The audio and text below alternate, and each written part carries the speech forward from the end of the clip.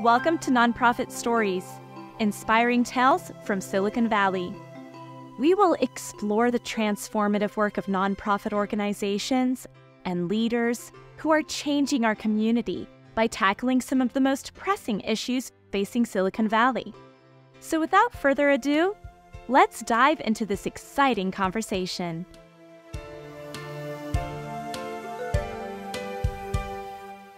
Today, we welcome Madhu Krishnan, the co-founder of Inclusive World of Silicon Valley. Their mission is to identify and nurture the hidden potential in differently abled youth and to motivate and mold them to lead meaningful lives. Before we dive into the conversation, let's learn a little about the organization's great work so far. 4 years ago, 3 women got together and founded a non-profit organization. They took it upon themselves to create an inclusive society that focuses on the strengths of the differently abled teens instead of their challenges. Inclusive World works with differently abled young adults and, depending on their interests, teaches a variety of things, including arts and crafts, computer programming, and other vocational skills they enjoy learning. Thank you so much, Madhu, for showing up to our podcast today. Please tell us, how did it all start and a brief history of your organization? Sure. Thank you, Sharat. Thank you for this opportunity. I would say it was a divine accident. I was working at IBM in the high-tech industry, and 2012, I took a year off, as a sabbatical. I wanted to spend more time with my kids, who were pretty young then, and also do some volunteering around. And at that time, I have a couple of friends who have kids who are differently abled, and the kids were about 17, 18 at that time, and the parents were slowly looking into what next for them, what's out there, in their adulthood. And they were very appalled to see that there were very few programs that really looked at the strengths of differently abled and help them hone in on their strengths and provide accommodations for their challenges. Most programs out there were, one glove fits all, very much focused on fixing, the challenges and really focusing only on the health and safety. And these parents, they knew their children well. I mean, despite all the challenges, they knew that their children were quite talented in different areas. So they said, hey, you've taken a year off, why don't you do something for our children, some project. So I roped in a couple of my friends, Deepa Lakshminarayan and Swapna Iyer, and we said, why don't we teach them some arts and crafts skills? Maybe we can sell some of the products we make, and that can teach them, they can earn a little bit of pocket money that can teach them self-sustenance. So we, the 3 of us, we had never interacted with, differently abled youth or children. So we went in without any preconceived notion. So, and once we started working with, with these teens, we were really blown. I mean, they were so motivated despite all their challenges. They really wanted to showcase what they wanted to do, and they were very hardworking, and we had a wonderful time interacting with them, and then we started wondering, why haven't we seen them, right, around, and that's when it hit me that, oh wow, they have been segregated from school, preschool.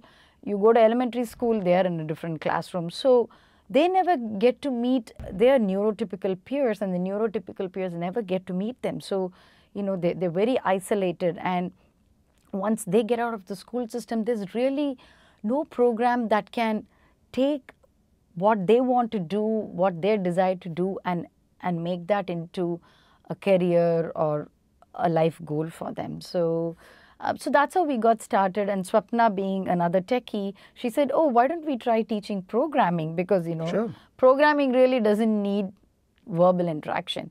So we had 2 students.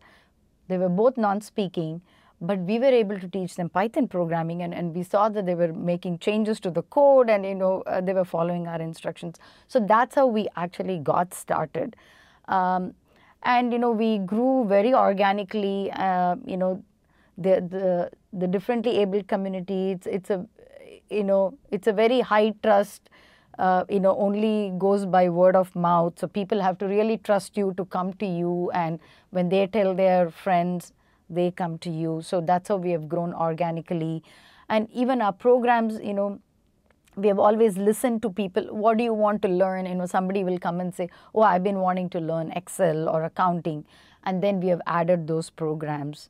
So we have been very nimble in how we are, how we have added our programs and what we do.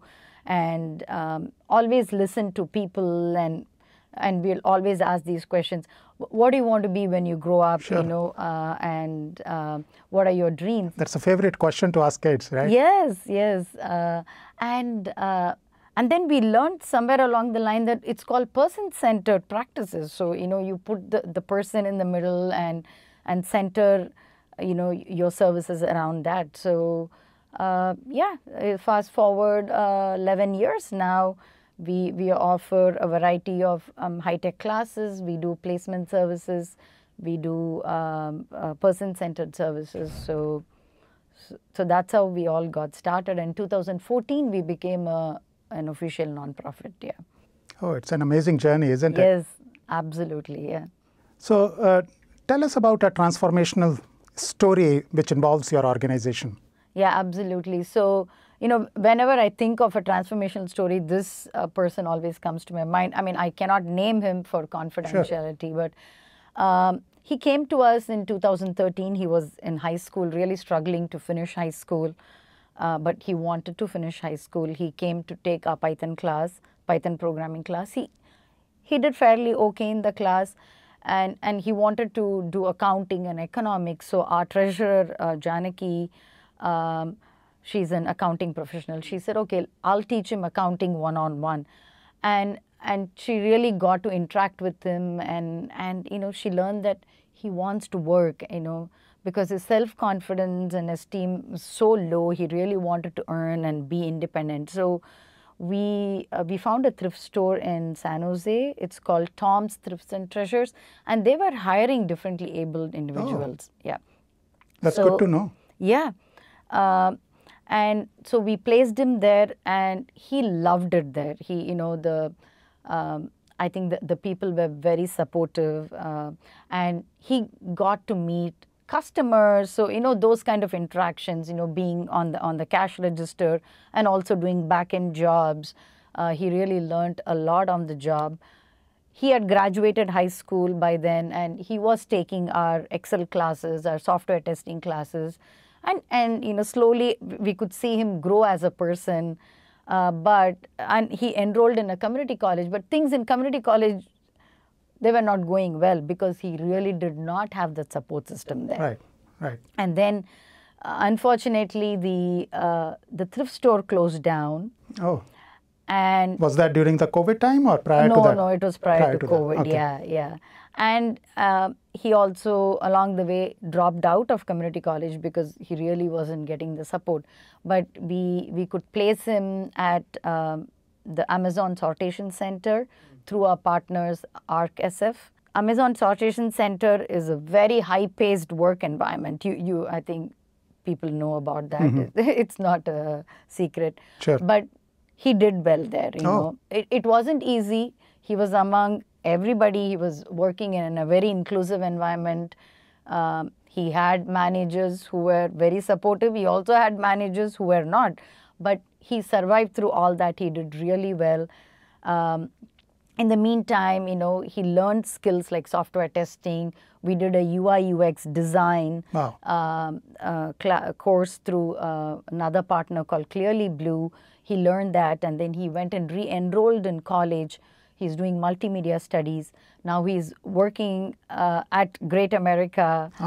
He's driving now, and he came to one of our events a few months ago, and here I see this confident young man, he came, he said, I want to talk to everyone. And then he kind of told his story. Right. And he said how being in the inclusive world environment, getting all the encouragement and support really, really helped him grow. And, I'm super excited to see where he'll go next and what he'll do. So that's definitely a very heartwarming story. And, I think for all of us, we want to do this for every student that walks into inclusive world.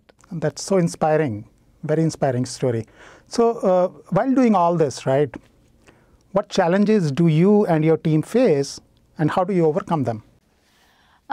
Challenges are plenty. I would say the top 3 challenges. The first one, I think, is diversity. Because we are South Asians living in Silicon Valley, which is full of South Asians, we tend to attract more South Asians that come to, avail of our services. We really want people of all demographics to come and take advantage of what the programs that we offer. So that is something, we have been really struggling with, and we are trying to overcome, trying to reach out to other communities. So, I want to use this as an opportunity to let people know to please come check us out.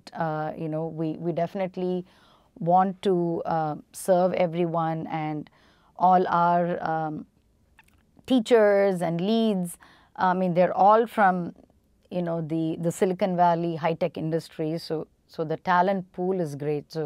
And we're all here to serve. So that's one of our biggest challenge. The second challenge is getting adult volunteers, especially to come and teach high-tech classes. Sure. Again, we're sitting in the middle of Silicon Valley, amidst great talent. But I think working with differently abled, people from the outside, they feel that it'll be an overwhelming experience. But once they come in, they will realize that it's like interacting with any other teen or young adult. It's no different. And they're fun too, right? They have lots of fun. So that's another challenge, day-to-day challenge that we deal with, really trying to attract people, who are talented to come and share their talent and teach some high-tech skills that they have expertise in. Having said that, our retention rate is very high. Once people come in, they interact, they experience, then they stay on. So definitely want to attract more people to come and volunteer with us. Definitely that. The third thing that we are working on right now, we're really at a cusp now. All along the past 10 years, we have offered our programs over the weekends. We really want to become a weekday program, because whenever we talk to people, we realize how much people want to do what we are doing during weekdays, Monday to Friday. Sure. So we are in talks with the funding agencies that are funded through the government, because going weekdays will need more funding, will be a huge expansion. So we're talking to them to see how we can do what we are doing now and expanded this to a weekday program, but without diluting what we are doing, without diluting our mission. We really want to be very focused on vocational skills training, very focused on job placement, while being very self-directed, keeping our students at the center and helping them lead very self-directed lives. So that's another thing that we are working through, yeah. A typical problem homeowners have when wanting to buy a new home is whether to sell first or buy first. Either way is risky.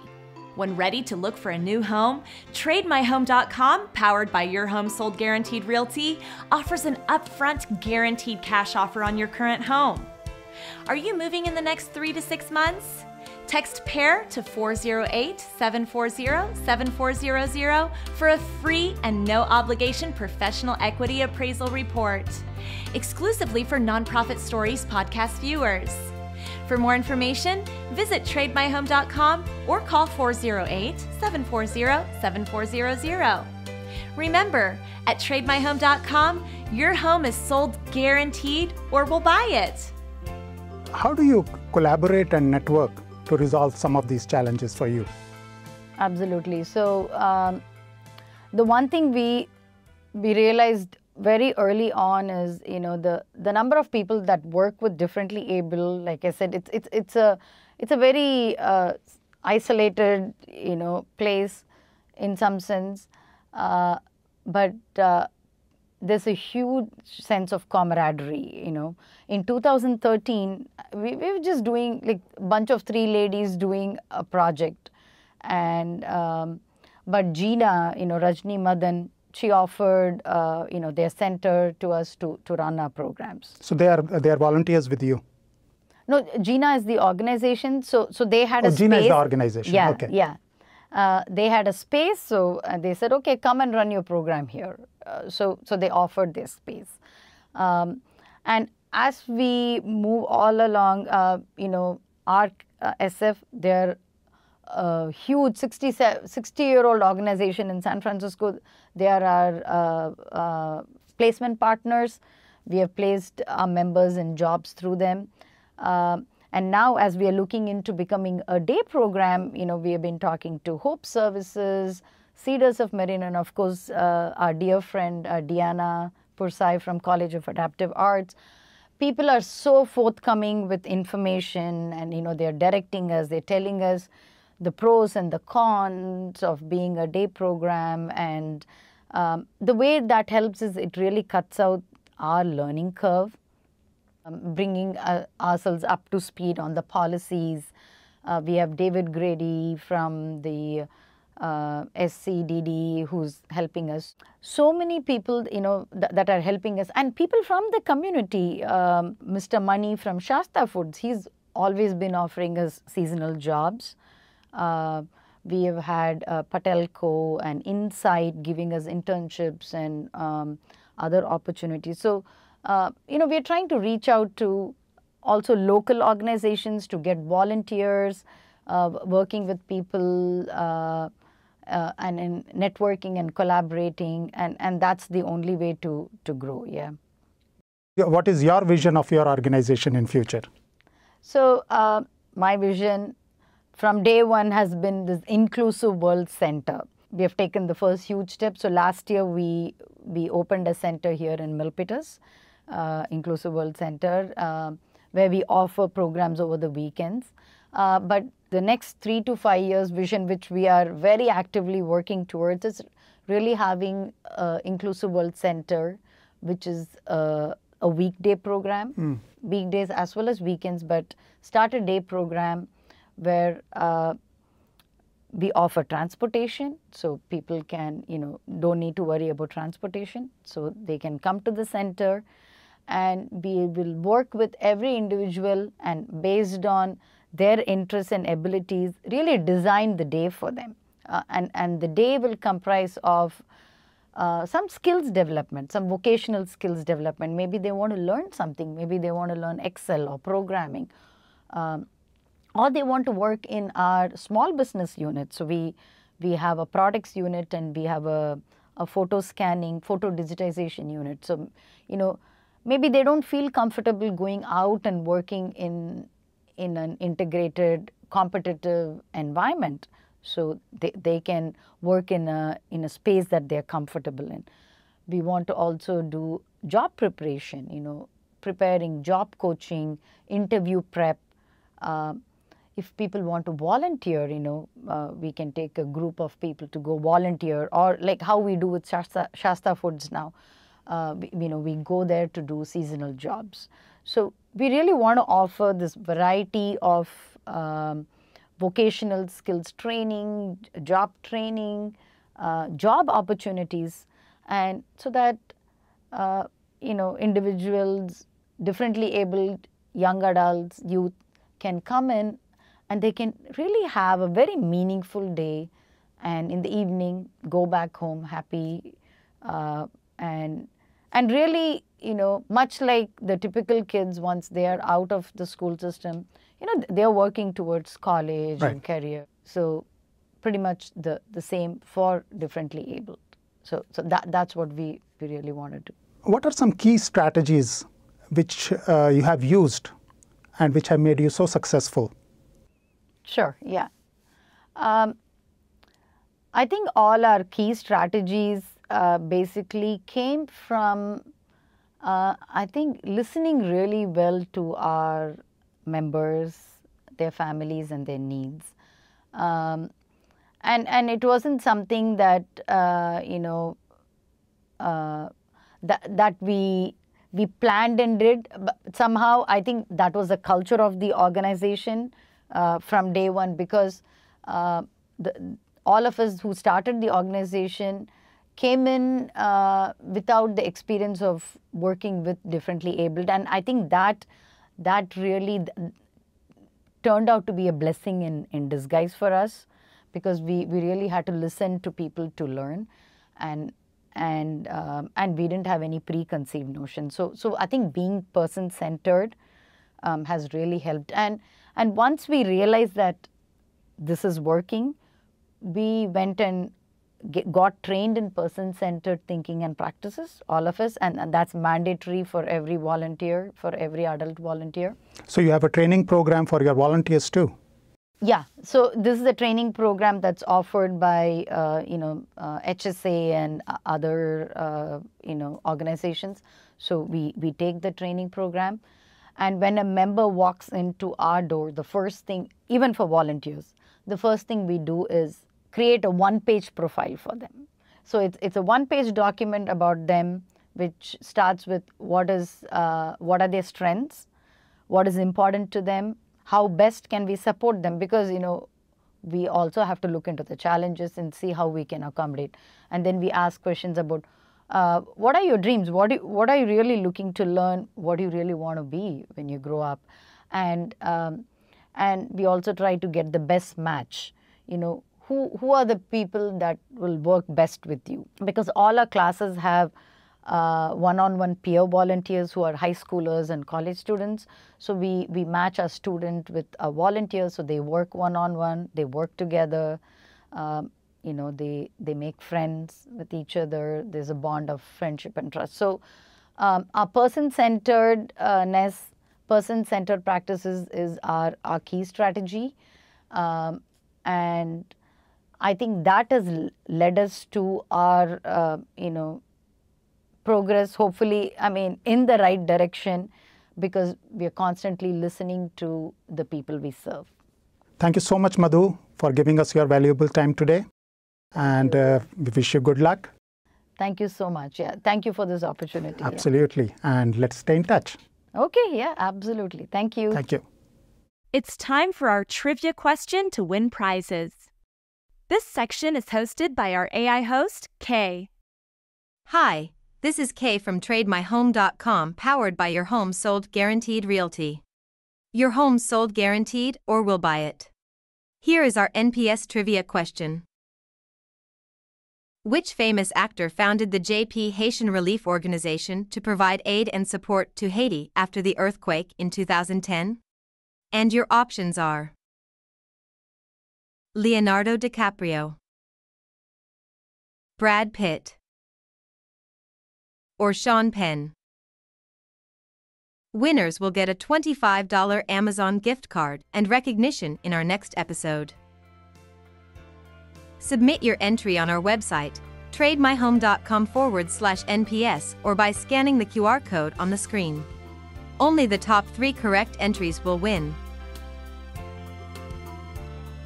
Thank you for listening to the podcast and acknowledging the impactful work of nonprofits in Silicon Valley. Please subscribe and share this episode with a friend. Thank you to our sponsor, TradeMyHome.com, for their community commitment and for making this podcast possible. Until next time, remember to support local nonprofits.